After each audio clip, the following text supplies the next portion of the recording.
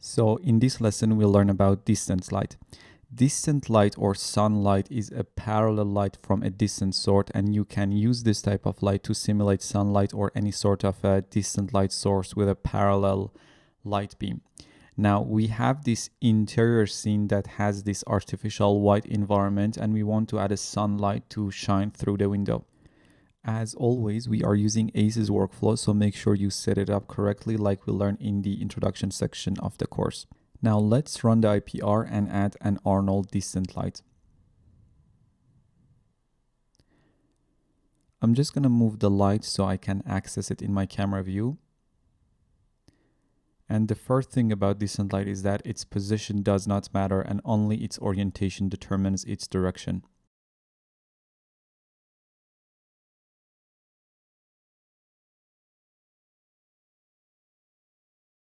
For now, let's increase its exposure to around 6 so we can see how it works. We just want to give it a direction that allows the light to shine through, and this will give us this parallel sunlight-like lighting.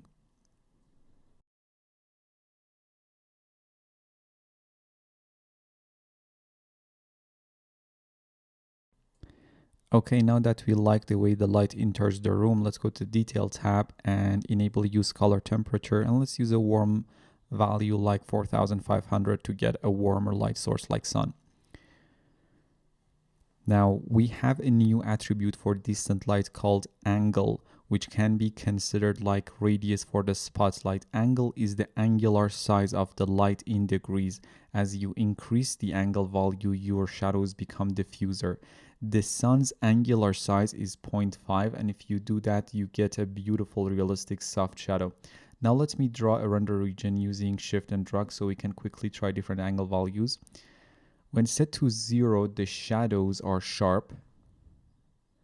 Then if I increase the angle to 0.5, which is the sun's angular size, now shadows are really realistic and just a tad diffuser compared to the previous one, which makes them really realistic. Let's try the value of 2 for angle, and now as you can see they are becoming much diffuser. Okay, now that we have increased the angle value, we are going to get some noise at the shadow edges, so we need to increase the distant light samples to clean those up. Probably something like 4 would be enough, and let's just set the angle to 0.5. Now, as you know, Arnold is not a good option for these types of interior shots that rely on indirect lighting to achieve realistic results, because you need to increase your diffuse samples to more than 7 or 8, and that would mean really long render time. We talk about interior lighting later on in the course, but for now, let me show you a render with 4 camera samples and 10 diffuse samples.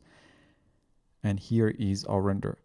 You notice even with 10 diffuse samples, it's hard to get a clean render, but the rest of the noise can be easily dealt with using Arnold denoiser. Let's move on for now. We talk about all of this later on.